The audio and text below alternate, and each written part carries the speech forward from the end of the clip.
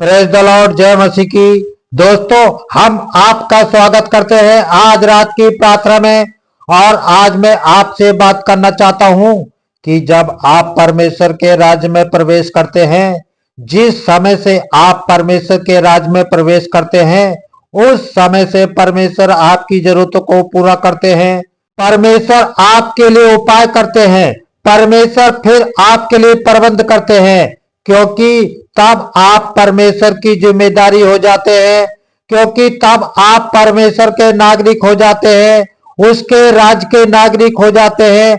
आप परमेश्वर की रिस्पॉन्सिबिलिटी बन जाते हैं कि आपकी जरूरतों को पूरा करे, आपके लिए प्रबंध करे, आपके लिए उपाय करे। हम लोग यूहन्ना रचित सुसमाचार उसका 6 अध्याय में 1 से लेकर 15 पद तक देखते हैं कि एक बार यीशु मसीह के पास एक बड़ी भीड़ चलकर आ रही है। और जब यीशु मसीह उस भीड़ को देखते हैं तो यीशु मसीह फिलिप्पुस से कहते हैं, फिलिप्पुस, इतनी बड़ी भीड़ के लिए हम खाना कहां से लेकर आए? क्यों आखिर यीशु मसीह ये कह रहे हैं? क्या यीशु मसीह को बिना खाना खिलाए उन्हें वापस नहीं भेज सकते? वचन सुनाया और जाओ, तुम अपने अपने घर जाओ, अपना अपना खाना खाओ। लेकिन क्यों उस बड़ी भीड़ के लिए भी यीशु मसीह वहां पर भोजन की व्यवस्था करते हैं, भोजन का प्रबंध करते हैं? क्या कारण है? क्योंकि जो कोई प्रभु के पास आता है, जो कोई प्रभु के करीबी में आता है, जो कोई प्रभु की निकटता में आता है, वो परमेश्वर की प्रॉपर्टी बन जाता है, वो परमेश्वर की जिम्मेदारी बन जाता है। और परमेश्वर की जिम्मेदारी है उसके लिए प्रबंध करना, उसके लिए उपाय करना, उसकी जरूरतों को पूरा करना। क्यों? क्योंकि वो परमेश्वर के पास आए हैं, इसलिए परमेश्वर की जिम्मेदारी है। यदि कोई व्यक्ति हमारे घर में आए, चाहे वो 10 दिन रुकने के लिए आए, लेकिन उसको भोजन खिलाना किसकी जिम्मेदारी है? हमारी जिम्मेदारी है। उसके लिए बाकी चीजों की व्यवस्था करना किसकी जिम्मेदारी है? हमारी जिम्मेदारी है। क्यों? क्योंकि वो हमारे पास आया है, क्योंकि वो हमारे घर में है, इसलिए हमारी जिम्मेदारी है उसकी जरूरतों को पूरा करना। इसी प्रकार से ये बड़ी भीड़ प्रभु के पास आ रही है, इसलिए प्रभु की जिम्मेदारी बनती है इनकी जरूरतों को पूर्ति करना। और प्रभु न केवल उन्हें भोजन खिलाते हैं, बल्कि उन्हें आत्मिक भोजन भी देते हैं और उनको चंगा भी करते हैं। जो बीमार हैं, जो परेशान हैं, उनके लिए प्रार्थना भी करते हैं। तो मेरे कहने का मतलब है, इसी प्रकार से जब आप भी प्रभु के पास आते हैं, जब आपने भी प्रभु को स्वीकार किया है, तो अब परमेश्वर प्रभु यीशु मसीह की जिम्मेदारी बनती है आपकी जरूरतों को पूरा करना, आपके लिए उपाय करना, आपके लिए प्रबंध करना है। क्योंकि आप संपूर्ण हृदय से यदि प्रभु के पास आए हैं, तो वो आपके लिए प्रबंध करेगा, आपके लिए उपाय करेगा। प्रभु यीशु मसीह ने अपने चेलों को भेजा सुसमाचार प्रचार करने के लिए। और जब प्रभु यीशु मसीह ने अपने चेलों को भेजा, तो उसने कहा कि अपने साथ में कुछ भी मत लेकर जाना, पैसा रुपया अपने साथ में कुछ मत लेकर जाना, सोना चांदी कुछ नहीं, 2 2 कुर्ते भी नहीं, झोला भी नहीं, मत लेकर जाना। क्यों मत लेकर जाना? क्योंकि मना किया है प्रभु यीशु मसीह ने। तब लिखा है कि मजदूर को उसकी मजदूरी मिलना आवश्यक है।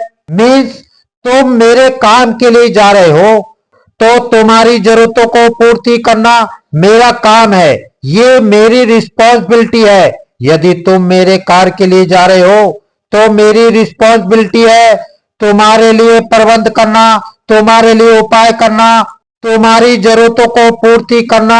आज जब आप प्रभु यीशु मसीह के पीछे चल रहे हैं, प्रभु यीशु मसीह के कार्य को कर रहे हैं, तो परमेश्वर की जिम्मेदारी है वो आपकी जरूरतों को पूरा करे, बशर्ते आप उसे इस नजर से तो देखें कि मैं उसका काम कर रहा हूं, मैं उसका राज्य का सिटीजन हूं, मैं उसके राज्य का नागरिक हूं, मैं उसका जन हूं, मैं उसका बेटा बेटी हूं। इसलिए वो मेरी जरूरतों को पूरा करे, निश्चय वो करेगा।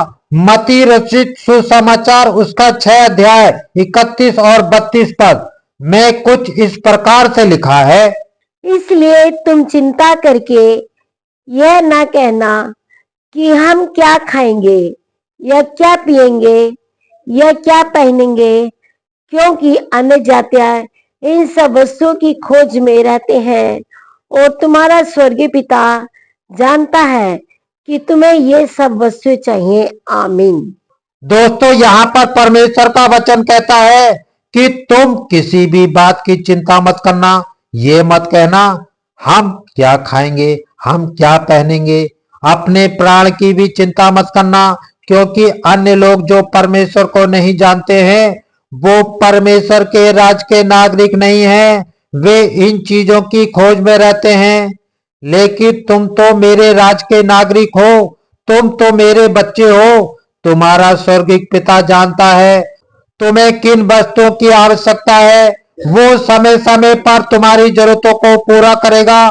जरूरत है तो तुम्हें इस बात को समझने की कि तुम परमेश्वर के राज के नागरिक हो, और जिस घड़ी तुम इस बात को समझ गए, तुम परमेश्वर के राज में आ गए। उसी घड़ी से, उसी समय से परमेश्वर आपकी जरूरतों को पूरा करना शुरू करेगा, और निश्चय वो आपकी हर एक जरूरत को पूरा करेगा। हर एक समय में वो आपके लिए उपाय करेगा, आपके लिए प्रबंध करेगा। बाइबल में हम हजारों उदाहरणों को देखते हैं जब परमेश्वर ने अपने लोगों के लिए प्रबंध किया, अपने लोगों के लिए उपाय किया। उनको सोच, उनकी समझ से बढ़कर परमेश्वर ने उनके लिए उपाय किया। हमारे लिए क्या, जब हम प्रभु यीशु मसीह के पीछे चलना शुरू किया, तब से लेकर आज तक प्रभु ने मेरी हर एक छोटी से छोटी और बड़ी से बड़ी जरूरत को पूरा किया। मेरे मांगने से ज्यादा प्रभु ने मेरे जीवन में काम किया। क्यों? क्योंकि मैं जानता हूं इस बात को कि मैं परमेश्वर के राज का नागरिक हूं, मैं उसका बेटा हूं, मैं उसका सहकर्मी हूं, और यदि मैं उसका काम कर रहा हूं तो उसकी जिम्मेदारी है मेरी जरूरतों को पूरा करना। उसकी रिस्पॉन्सिबिलिटी है मेरे लिए उपाय करना, मेरे लिए प्रबंध करना। मैं इस विश्वास के साथ अपने जीवन में आगे बढ़ता हूं, और परमेश्वर मेरे जीवन में ऐसा ही करता है। यदि आज आप अपने अंदर इस विश्वास को जागृत करें कि परमेश्वर मेरी जरूरतों को पूरा करेगा, तो निश्चय वो आपकी जरूरतों को पूरा करेगा। यदि आप इस बात को मान लें कि मैं परमेश्वर के राज का नागरिक हूं, तो निश्चय वो आपके जीवन में आपकी जरूरतों को पूरा करेगा। क्योंकि हर एक राजा की जिम्मेदारी होती है अपनी प्रजा की रखवाली करना, अपने प्रजा की जरूरतों को पूरा करना।